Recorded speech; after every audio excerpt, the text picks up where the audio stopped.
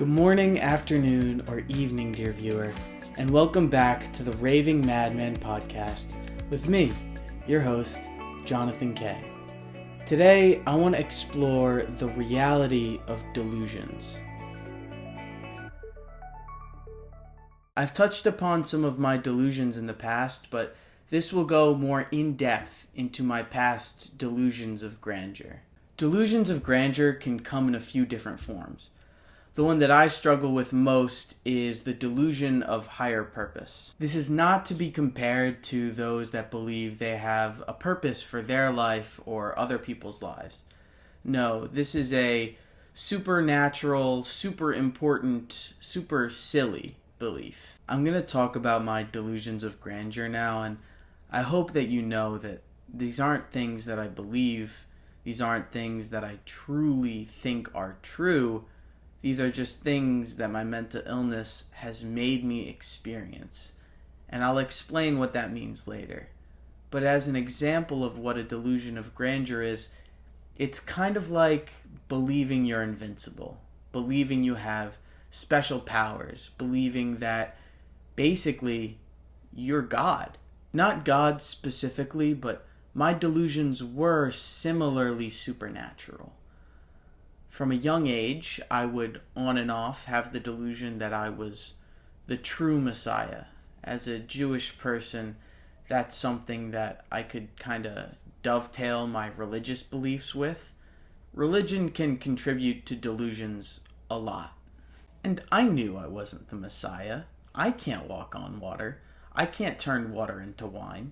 I can't do anything supernatural at all. And never have been able to do so. And over time, I'd have other supernatural delusions, like I was a witch, or I was Zeus reincarnated, mostly due to the Percy Jackson books. And I knew these weren't real, but I truly did feel them to my core. These delusions suck, because no matter how much you know they're supernatural or silly, you still believe them. Even when you know they're false, even when you use every bit of evidence and rational, logical thinking strategy you can, the delusion persists. And that's okay. Delusions go away. You don't have to feel silly for having them feel real. So for those unaware, what does a supernatural delusion like this actually feel like? Well, it's like you have a gut instinct that turned out to be true, and you feel incredibly satisfied and validated by that. It's an overwhelming spidey sense that whatever grandiose delusion has wormed its way into your brain is not only instinctually probable, but certain. It's already happened. It might not have already happened, but it's already happened. And that lack of rationality, the fact that it's an instinct, a feeling that's based on nothing but the miswiring of your brain, makes it impervious to debunking by logic. It is essential to hold on to that logical part of your brain that knows what's going on as a delusion, but that instinct is overwhelming. Eventually it wears away at your logical resolve, because delusions are ever present. They stick around almost every second of every day, and when you think about how they're wrong, the feeling about how right they are, how good it feels, takes over. So what do you do to get rid of a delusion? To be honest, I don't know. The way that I've done things is to wait them out.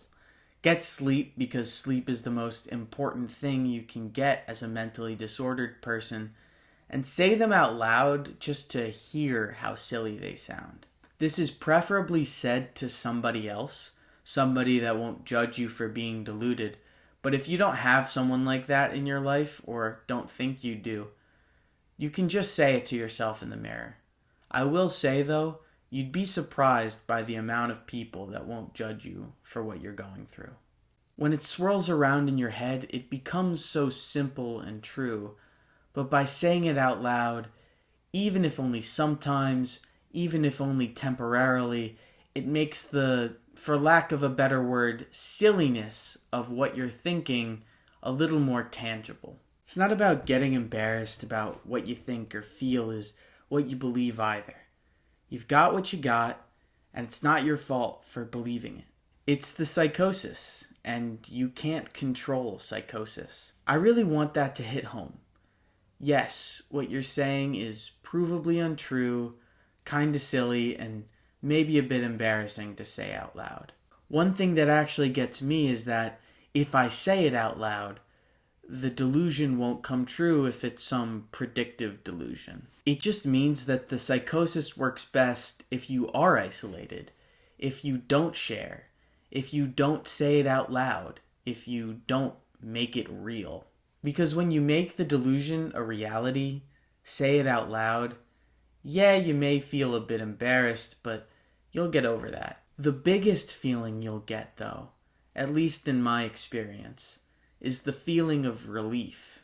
Relief that may be caused by someone saying, hey, that's not true, you're being delusional, you're gonna be okay. Or taking relief in knowing that when I say it out loud, I have some part of my brain that knows or hears, wow, this is not true, even if it's not all of it. Delusions of grandeur are difficult. They're difficult because they feel good. They're difficult because they disconnect you from reality. They're difficult because they feel so real, and there's nothing that you can logically do to make them go away. All you can do is stick to your routine, sleep, not do anything to act upon your delusions, and wait it out. And that sucks. It's like swimming against a riptide. It's difficult, and it'd be so much easier just to go with the flow. Well, don't do it. Because if you do, you'll end up stranded in the middle of the ocean. And eventually, they will go away. The delusions, that is. I'll end today's episode of the Raving Madman with this. It's okay to have delusions. They are normal for us. It's even okay to act on them sometimes. Cut yourself some slack. As long as you're fighting against them, you're making progress. I know you can make it to shore. This is the Raving Madman, Jonathan K., signing off. I'll see you soon.